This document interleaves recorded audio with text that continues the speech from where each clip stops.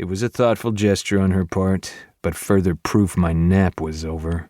I untangled myself from the blood drip as best I could and rested against my bamboo headboard while I waited for the transfusion to finish. It should take the edge off any lingering hunger, which might help my irritability over the current situation. Somehow, I doubted it. Now fully awake, I turned my attention to the turquoise waters lapping against the house. Not that it was a house, exactly. My private residence took up an entire island near Key West, but was technically in international waters. So, unlike the Keys, the island was outside the reach of any government. It was an intentional choice, as well as my way of sending a message to everyone I knew. Leave me the fuck alone. I'd made the island my sanctuary. I had built my bedroom to jut out over the water, 3 walls surrounded by nothing but the ocean's vast, unending blue. The rest of the island was as large as a fully functioning resort, and a dedicated group of vampires and humans, all subject to my approval, lived on the 300 acres for most of the year, vacating only for hurricane season. It was relaxing here, a luxury I suspected I should enjoy while I could. Celia had to have a damn good reason for waking me up. Anything happen while I was out? I tried to sound casual, hoping she would finally reveal something. Celia cleared her throat. A fair amount. I have a dossier for you of major events, the last 4 presidents and various heads of state, and this morning's paper. She must have decided I was no longer a bite risk, because she placed the silver tray heaped with papers next to me in bed. She turned to inspect the blood bag feeding into my arm. This is almost empty. Should I get another one? I shook my head.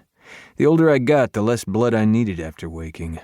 Picking up the Wall Street Journal, I skimmed the headlines. My lips turned down with each bit of news. I quickly moved on to the dossier, which proved to be even more depressing. How did that moron get elected? I flipped the page. Or that one? I dropped the papers on the bed. The 80s had been a shit circus. Too much hair. Too many shoulder pads and way too much cocaine. It had suited my siblings just fine, along with plenty of other vampires, but I'd needed a break. From the parties, from my family, from everything. I'd meant it when I'd told Celia to let me desiccate in my master suite until the apocalypse was at hand. I'm not sure why she thought I was joking about that. I stretched my now ivy-less arms over my head, then pushed free of the sheets. I preferred to sleep in the nude, which now gave me a chance to see the blood drip had already done its job. I ran my palm over my stomach. The hard slab was as stacked and defined as it had been when I'd retired. Flexing my toes, I found my quads and calves had already regained their considerable muscle mass. There was no hint that I'd been sleeping for the better part of 4 decades, except maybe for the lingering erection inspired by my dreams. I'd been chasing a woman. It was the only dream I remembered having. I never caught her. The result was blue balls that had lasted decades, and a hard-on that was as annoying as it was painful. If Celia noticed, she didn't comment.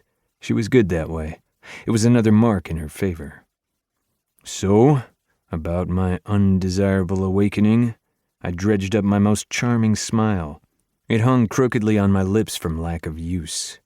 Your mother has summoned you home, she said, averting her gaze and pointedly ignoring the sour change to my expression. I've arranged the jet, but I should... Before she could finish the statement or explain what my mother needed with her eldest son, the door to my room swung open on its hinges. A familiar figure stood in the doorway, grinning wickedly, and giving no sign decades had passed since we last saw each other. Julian Rousseaux was my brother. Not by birth, but by blood. While I had been conceived, our parents had turned him together, each using their blood in the process. It left us as far apart physically as we were in temperament. My muscular build took after our father, a byproduct of the line of ancient warriors he descended from, but Sebastian was lean and wiry. The last time I had seen him, he had bleached, spiky hair. He'd been leaning into the punk rock scene. Sebastian had adored every depraved moment of the 80s. Humans prone to excess were easy to manipulate, and vampires, who, as...